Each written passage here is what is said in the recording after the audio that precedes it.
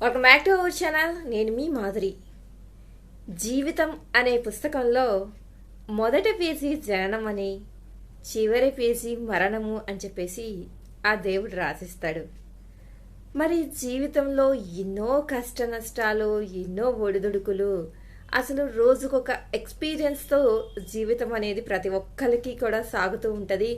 ఆ ఎక్స్పీరియన్స్ సంతోషమైనా కావచ్చు, బాధైనా కావచ్చు. అన్ని సంతోషాలే ఉండవు, అన్ని బాధలే ఉండవు అనమాట. మిక్స్డ్గా ఉంటేనే అది జీవితం అంటారు. మరి ఇన్ని రకాల ట్విస్టులతో ఉండేటటువంటి ఈ జీవితాన్ని మిగతా పేజీలన్నీ కూడా ఎవరు రాస్తారు? ఒక మొదటి పేజీ చివరి పేజీ మాత్రమే దేవుడు రాస్తే మిగతావన్నీ దేవుడు రాయడా అని అంటే మిగతావన్నీ కూడా దేవుడు మనకే వదిలేస్తాడనమాట. నీకు నచ్చినట్టుగా నువ్వు రాసుకో. అంటే మనం తీసుకునేటటువంటి నిర్ణయాలను బట్టే మన జీవిత పుస్తకంలో ఒక్కొక్క పేజీ మనకి మనమే రాసుకుంటామన్నమాట. అందుకే అంటూ ఉంటారు, నిర్ణయాలు అనేది చాలా జాగ్రత్తగా తీసుకోవాలి అని చెప్పేసి.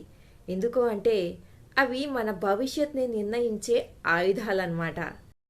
సో ముందే అన్నీ రాసిపెట్టుంటాయి అనేవి కొంతవరకు నిజమేమో, కానీ మనం చెప్పుకున్నట్టుగా జననము మరణము, కానీ each and every point, each and every day, each and every movement కూడా ఎక్కడో ఎవరో రాసి పెట్టేసి ఉంటారు అదే జరుగుతుంది అంటే మాత్రం అది కరెక్ట్ కాదు. ఎందుకు అంటే మనం తీసుకునే డెసిషన్స్, మనం మాట్లాడే మాటలు, మన బిహేవియరు ఇన్ని నిర్ణయిస్తాయన్నమాట. మన లైఫ్ ఎలా ఉండాలి, మన భవిష్యత్తు ఎలా ఉండాలి, మన భవిష్యత్తులో ఎలాంటి ఒడిదుడుకులు ఎదుర్కోవాలి, ఆనందంగా ఉండాలా, బాధతో ఉండాలా, మన లైఫ్లోకి వచ్చే వాళ్ళ వల్ల మనము ఏ విధంగా ఉండబోతున్నాము, ఇవన్నీ కూడా కంప్లీట్గా మన డెసిషన్సే. అంటే మన డెసిషన్ కావచ్చు, మన ఇంట్లో వాళ్ళది కావచ్చు, అంటే మనకి మనమే తీసుకునే నిర్ణయాలన్నమాట.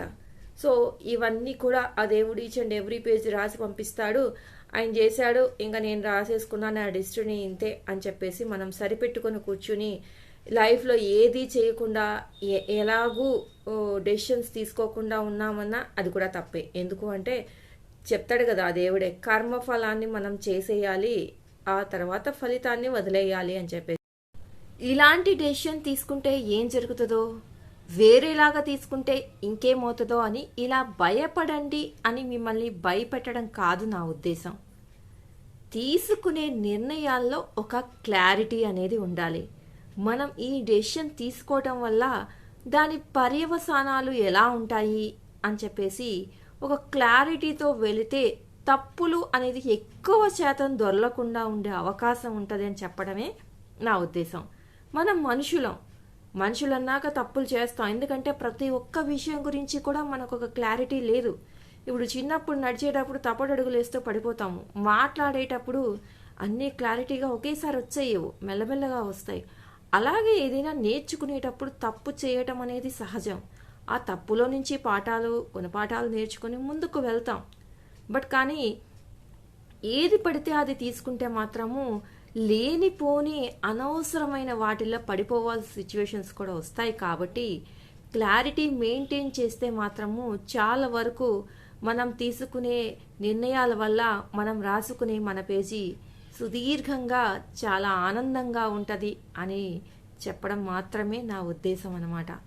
అలా అని చెప్పేసి భయపడుతూ మాత్రం బతకండి, తీసుకోండి నిర్ణయాలు. ఒక్కొక్కసారి దొల్లుతుంటే తప్పులు, దానికి ఏం ప్రాబ్లం లేదు.